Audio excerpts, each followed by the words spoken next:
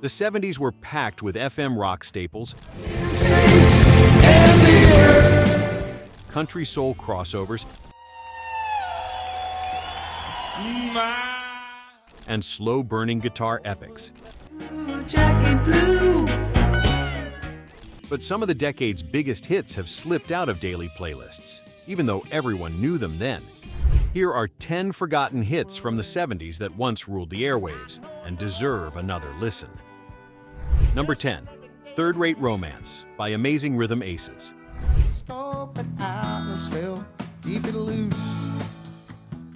Tucked away in the summer of 1975, the recording of Third Rate Romance signaled a crossroads where Memphis country soul met sly, smooth storytelling.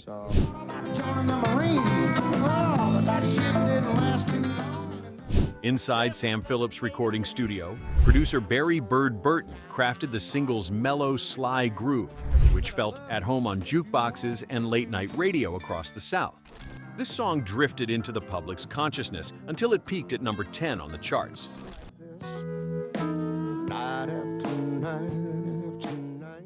For a brief moment, the Amazing Rhythm Aces gave the American heartland a tongue-in-cheek tale of fleeting romance, fresh from the era's honky-tonks and highway cafes. The moment is authentic, a snapshot of everyday lives shaped by shifting relationships, while a steel guitar twanged in the backdrop. One man wanted to be your daddy, sugar daddy.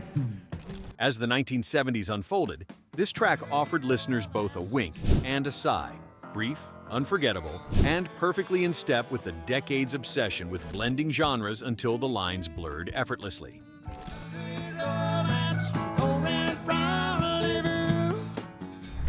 Number 9, Street Corner Serenade by Wet Willie.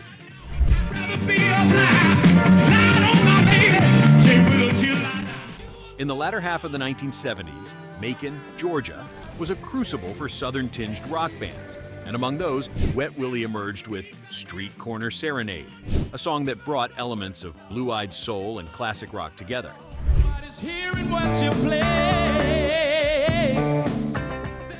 Guided by the deft touch of producer Paul Hornsby, this single captured the humid bustle of a city night, harmonizing the optimism of porch-side jams with the uncertainties of downtown living.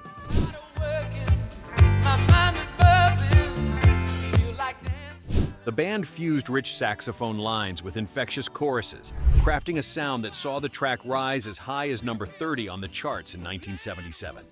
The tune is a testament to the group's roots, drawing on life and longing beneath the streetlights.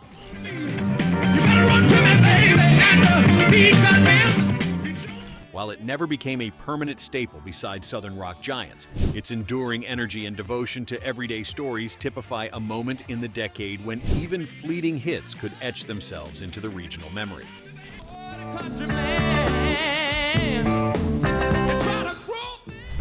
Number 8, There Goes Another Love Song by the Outlaws.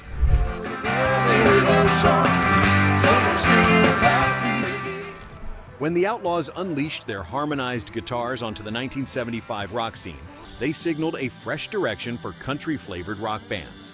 Their single, There Goes Another Love Song, raced up to number 34 on the charts, driven by producer Paul A. Rothchild at Arden Studios.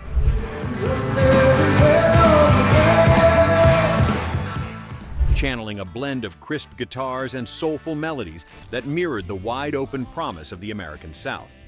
The group's signature sound, 3 guitarists listed equally on the credits, set them apart, and the song became an instant crowd pleaser at live shows. Built around themes of lost love and relentless travel, this track mirrored the decade's restless spirit and the search for something just out of reach.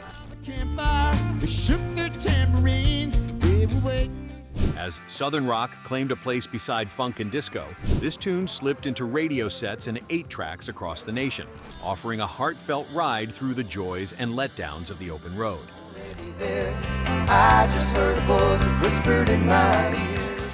Number 7, Highway Song by Blackfoot.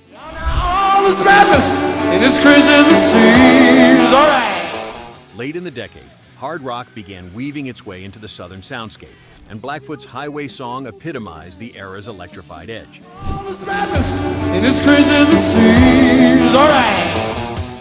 Released in 1979 with Al Nally at the production helm, the song brought a raw, surging energy that mirrored the weariness and longing of constant touring.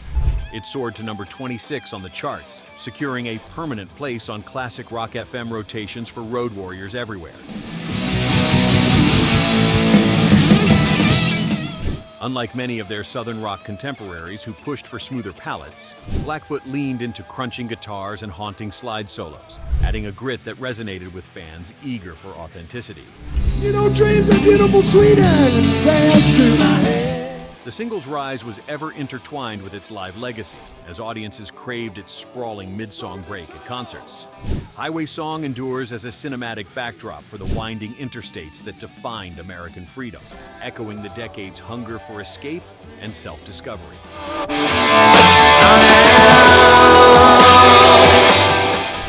Number 6, Heard It in a Love Song by the Marshall Tucker Band.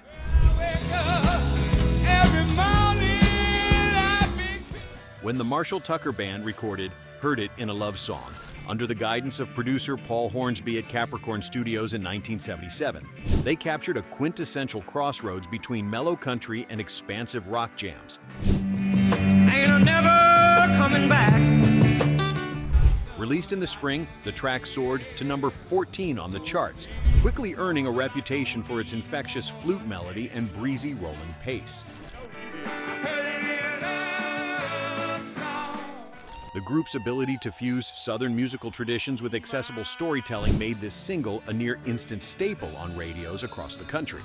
This song represented an era when bands weren't afraid to stretch genre boundaries, from bittersweet ballads to boogie-infused road anthems, echoing the eclectic energy of the late 1970s.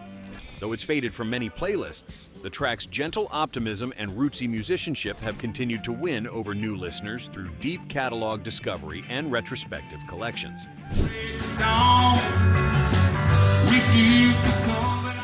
Let's take a quick pause before we hit the final 5. Which of these tracks brought a memory rushing back? Did one surprise you, or have you been playing it for years without knowing who sang it? And what's your personal pick for the most overlooked hit of that year? That feeling ain't there anymore. Number 5, So Into You by Atlanta Rhythm Section. I was captured by your style.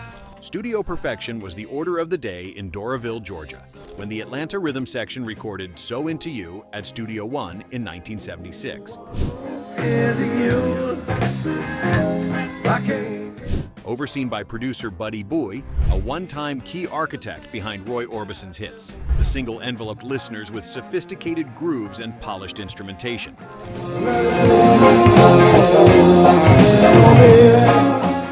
It climbed all the way to number 7 on the charts, signaling a breakout moment that briefly placed the band among the most celebrated acts on Southern FM radio. Bai's meticulous arrangements, lush keys, measured drums, and creamy lead vocals set this track apart from rowdier contemporaries, appealing equally to soft rock fans and Southern rockers seeking something smoother. Has its ups and downs.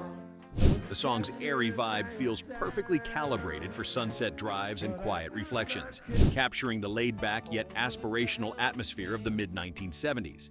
Even now, rediscovering this gem feels like finding a long-lost postcard from a golden, easygoing summer.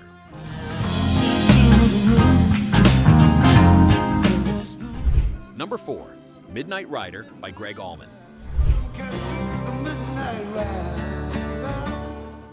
Emerging from the legendary Capricorn Records stable during a period of personal and musical reinvention, Gregg Allman's solo version of Midnight Rider offered a fresh spin on Southern rock strength. Produced by Johnny Sandlin and released in 1973, this recording peaked at number 19 on the charts, reaffirming Allman's status as a genre-defining voice even outside his band. The familiar restless themes found new layers in this arrangement, driven by shimmering organ lines and a slightly funkier cadence. The transformation was more than musical. It was Allman embracing his independence after a tumultuous rise with the Allman Brothers Band.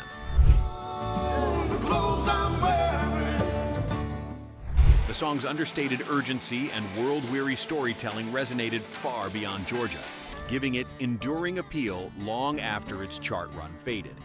Even today, the recording stands as a time capsule of the early 1970s Southern scene, full of both raw longing and refined craft. Number 3, Jackie Blue by Ozark Mountain Daredevils.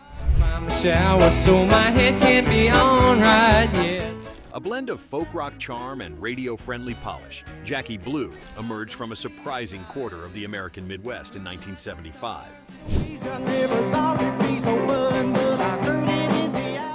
The Ozark Mountain Daredevils, working with producer Glyn Johns at Caribou Ranch, crafted a mellow, melancholic classic with layered harmonies and an infectious bass line.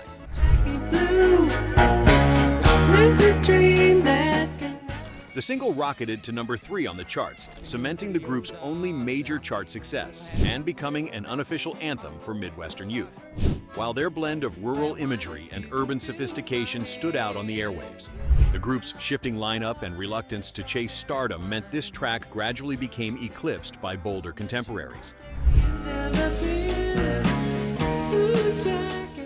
Yet its easygoing hooks and luminous production leave a lasting impression, capturing the bittersweet tension of yearning and contentment that defined so much of the decade's more reflective songwriting.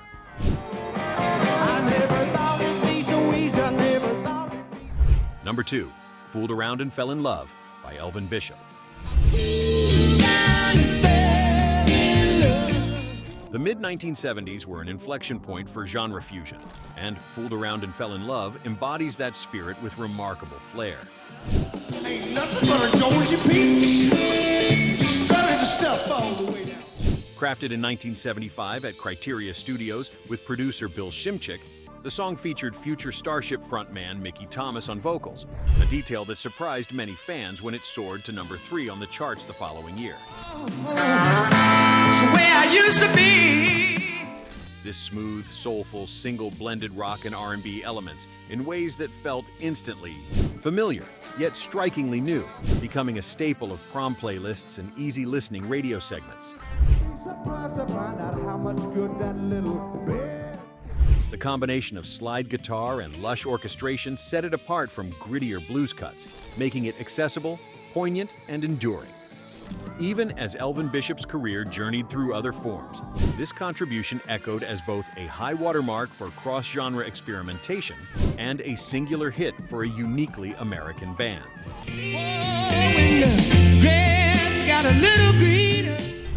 Number 1, Freebird by Lynyrd Skynyrd.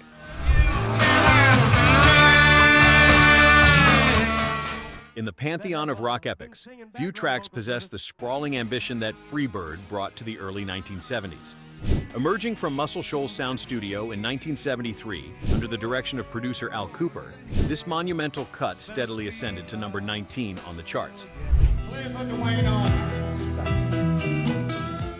Its gradual transformation from plaintive piano ballad to electrifying guitar crescendo became an essential live closer, giving birth to decades of play that song chants heard in venues nationwide. Far more than simply a Southern rock anthem, the single's intricate soloing and plaintive vocals captured a universal longing for release and renewal. Early critics championed its intricate musicianship, and Lynyrd Skynyrd's relentless touring turned it into an essential chunk of American pop culture. From the FM age to the current streaming era, the legacy of this track continues to soar, forever free and instantly recognizable after just a few notes. On that